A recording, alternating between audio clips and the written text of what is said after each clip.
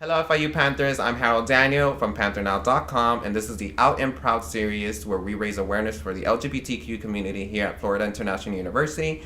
I'm here with Emily Sohn, who's a sophomore here at the university, who we're going to talk about her story and what she went through to get to where she is today. So how are you, Emily Sohn? I'm good. How are you? Thank you for having me. I am great. So I want to know a little bit about your story and your background and how you were raised growing up. Well, I'm currently 20 years old. I'm, as you said, an FIU student. I'm studying to be an advertising major. I just switched over from education and English. I grew up in a very Latino household growing up. I had actually a few gay family members, which is not, I wouldn't say like not typical, but not a lot of people I know have a lot of like out gay family members that they know of. I have a gay uncle on my dad's side, I have a gay uncle on my mom's side, and I have a cousin who just recently came out as gay as well. So having a LGBTQ community in your family, did you think that made your, life growing up easier for you, or was it still a struggle with your family and your household?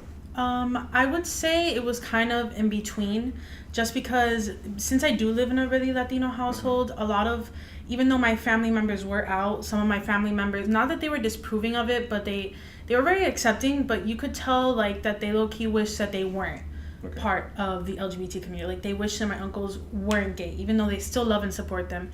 So, and it kind of made it a little difficult for me because when I was younger, it's not like anyone ever told me like, hey, your uncles are gay. I just kind of had to go assuming myself and learning as I was older that they were. I don't know if I think it made me a little more open to coming out just because there were people in my family and I knew that in the end people accepted them, but I still was a little afraid to come out to my family. And are you close with like your uncle and stuff like that, or do you go to them? Or I'm very close with my uncles. Well, I mean, I used to be. I don't talk to them anymore because they're on my dad's side, but we were very close. I never talked to them about my sexuality, but obviously if I were to talk to them about it, they'd be cool with it. My cousin who just recently came out, she came out recently to my family, and when we hugged each other after dinner, she's like, I beat you to it. And I was like, shook. I was shook because I hadn't told her anything. Yeah. So, yeah, I mean, my family definitely, I think they have their hints. They know that I'm definitely not straight, but I've only really talked to my mom and my sister about it. Awesome. So, growing up in school, did you ever go through bullying? And if you did, how did you cope with that? I think anyone who says that they weren't bullied at some point in their lives is like lying. I think everyone has been bullied at some point for one reason or another. I was never really bullied because of my sexuality though. Like I was kind of fortunate to never have to deal with that, but I definitely did see like I always had a lot of gay friends growing up, and I definitely did see a lot of them get bullied. There's a lot of stereotypes that people have of gay people, and I think when you're younger you don't really have a grasp on sexuality and how much things can hurt people and small comments that you make, how they can hurt. So I definitely saw a lot of people around me that had to deal with that a lot. Okay, in your article for Out and Proud, you mentioned a teacher that you look up to. Yeah. And I want to know a little bit more about her and your relationship with her in school. Well, I don't think I should say any names. Okay, you don't have to say names. No, I'm not going to say names. But she was like one of my math teachers, and she was very out about her sexuality. She talked about her girlfriends, and I was pretty close to her because in high school I was close to a lot of my teachers because I was kind of a nerd in high school. Like I just got along a lot better with my teachers. So I remember my graduation night, I went out with a bunch of my teachers and one of my friends. He was gay as well. It was a gay union. We went out for like a dinner, and I told her I was like, oh, I think I'm bisexual, and she was like, oh, that's not possible. And I was like, I was shocked because I was like, what do you mean it's not possible? Like for someone in the LGBT community to tell you that your sexuality isn't valid is very like, it's ironic and disheartening at the same time because you know that they went through that at one point in their lives, so why would they want to do that to someone else in the community, and especially someone who's young and not sure of themselves. So I think that's a lot. There's a lot of things that bisexuals have to deal with, bisexual erasure. There's a lot of things that they aren't really sure of, and bisexuality is kind of hard for some people because a lot of people will tell you that bisexuality is a phase, and I don't really think bisexuality is necessarily a phase. I think maybe it is for some people, but it's because we grow up in a society where you're taught where everything is very heteronormative. You grow up and most people have a mom and a dad. Most people they see on TV like straight couples, and it's very like straight is what's taught to be normal, and it's what's presented to you everywhere. So I think a lot of people automatically think that they have to be attracted to the opposite gender. And as you grow up and learn more about sexuality, I know for me, I started thinking, oh, okay, well, I'm attracted to women as well. And I was like, maybe I'm bi. And I did think I was bisexual for a very long time because, you know, I was always taught that men is what's normal. And I never was really able to explore with women. And also, growing up, sexuality is very taboo in school. So you don't get a lot of LGBT education, which I think is really important for a lot of reasons. And because of that, for a while, I thought I was bisexual. And it wasn't until I wrote the bisexuality article for you this weekend that I was writing and I was sitting there and I was like, you know, I don't feel like I can write this fully. Like, I don't think I'm actually am bisexual. And it's not a bad thing to not know your sexuality. That's why the LGBT community is here. It's here to educate. It's here to make people feel welcome. And it's here to help people figure out what their sexuality is. And for me, it's been a really long, like, discovery process where I've had to try and, you know, you're gonna date people, as you date, you're gonna explore more and you're gonna know what you like and what you don't like. And for me, that's what it took. It took LGBT education once I got to college because I took a class, and it took dating for me to realize, okay, what I'm attracted to and what I'm not attracted to. It's not the case for everyone. You don't have to go out there and date to know what you want, but for me, it's what worked best for me out there and exploring. And it's different for everyone. And bisexuality is, you know, it's what you make of it. Like, even though I don't think I'm bisexual now, I realize what my sexuality actually is. I think bisexuality is not the same. It's not 50-50. You don't have to like men the same way you like women. Like, if you're a woman and you only want to date women but you're still attracted to men, that's fine. You're still bisexual. You don't let anyone tell you that you're not bisexual because you're in a straight relationship with a guy. You know, there's no right way to be bisexual. Of course. And then you're saying how it took you time to realize what you are and like what you were not. So mentally, what did you have to go through? Like, how does mental health play such a role growing up and realizing who you truly are? Mental health plays a huge role. If you're not in the right place mentally, it's going to be hard, no matter what your sexuality is, to date. I don't recommend to anyone that if you're not in the right headspace to date, because dating is a lot of effort and it's a lot of energy. I always recommend for people to make sure that they're at their best mentally in order to date someone, in order to invest their full selves. You know, there's a lot of different ways you can get mental health. And I mean, you can get mental help for your health. There's medication, there's therapy, there's people you can talk to on campus as well. I don't always recommend medication the first thing to people. I mean, just because I'm on medication, I know that it's not for everyone. It depends what your case is, how severe you think you are. If you really think you can't go with just therapy and you think you can't go on, talk to someone, talk about getting medication, be as open as possible, make sure you know yourself. And I think that's the most important.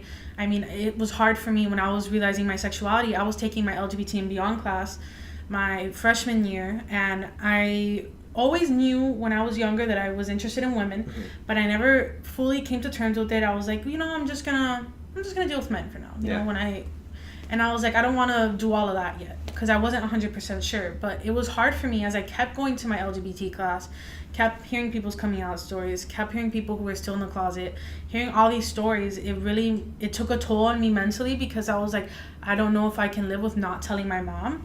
When I was younger, I had the mentality that, oh, well, until I date someone who's a woman, I won't really come out yet. But I don't think that's good because you're living a life where you're not fully yourself. Whether you think it or not, your parents do realize that you're not yourself, that you're hiding yourself back. Even though when you're younger, you kind of think like, oh, I'm normal. You know, they're not gonna realize. But your parents know. Your parents know you best, and they know when you're hiding something.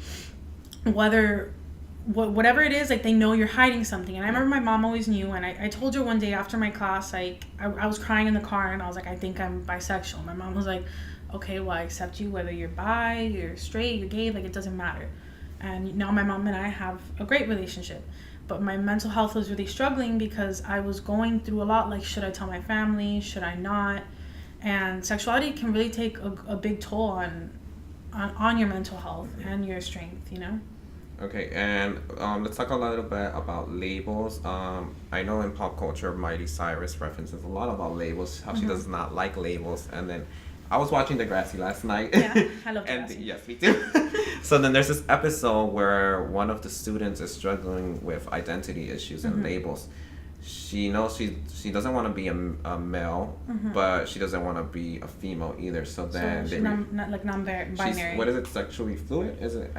Gender fluid. Gender fluid. So she's non-binary. Yeah. So then her pronouns are they, you know, them and stuff. And so I was educated with that. So I want to know your thoughts on labels. Because I was in that little bit of a phase where I didn't know my sexuality. I did find there is a comfort in labels. There's a lot of people who say they don't like labels, which is fine. You don't have to identify with a label. But for a lot of people, having a label is kind of important and crucial to their mental health and crucial to them coming out, because there is a comfort in knowing that there's other people out there like you who have the same label, and people you can go to for help and for questions. So there's a comfort in having a label. I'm not going to discredit anyone who has a label. But I mean, if you're someone who doesn't know what your sexuality is, like I thought I was bi for a long time and I just kind of fell under that label. And then I was in between stage. It's okay for you to just say, I know I'm attracted to the opposite gender. I don't know if I'm attracted to the same gender. I don't know what my label is. I don't know. There's no problem in you being part of the LGBT community and not knowing exactly what you are and waiting until you do figure it out. You don't have to have a label to be a legitimate member of the community. It's okay if you're in in-between stage, and if you don't want to have a label, that's fine. But for a lot of people, there is a comfort in labeling yourself because you know that there's someone else out there who's struggling the same as you are. Of course. So to end this video, one last question. I want to know what's your advice to someone out there who's struggling, whether they're part of the LGBTQ, whatever community they are. Plus, yeah. What is your advice to them? I guess my biggest advice is to kind of like assess yourself mentally. If you have dated and you're still not sure, kind of just assess how you felt in each relationship, whether it's been with the opposite or the same gender. Just kind of think like, oh, do I think was I satisfied with this person? Did I feel completely happy? Was I myself? And just kind of start to boil down like how have you felt in your past relationships? And if you haven't been in a relationship, just kind of sit and maybe talk to someone who is already a part of the LGBT community and talk to them about their coming out process and how they were in the beginning stages. Knowing someone else's story is really going to help you kind of figure yourself out, just so you don't feel like you're alone and you feel like there is someone who went through the same exact things you did. I would also recommend, if you don't have someone, maybe going to speak to a mental health, someone who can help you. There's a lot of people on campus who work for, is it CAPS? It's CAPS. It's also, there's a organization here called the LGBTQ Initiatives, and like I think they're on the second floor in the GC building. Yeah, I came across them when I was in my LGBT and Beyond class. It's a great welcoming community, so if you're not sure, I would recommend going to one of those. Yeah, so I mean, I got this from watching RuPaul's Drag Race. You know how RuPaul always says, like, being gay or being part of the LGBTQ community, you get to pick your family. Yeah. It doesn't really have to be your mom or dad, even if they don't accept you. So that's the spotlight there in the LGBTQ community. We get to pick our family. So that's it for today's interview. This is Emily So, and if you guys have any more, that you guys want to read about, make sure to give us any suggestions by going on PantherNOW.com and reading more about Emily Soul's story also on PantherNOW.com. This is the Out and Proud series on PantherNOW, and see you next time.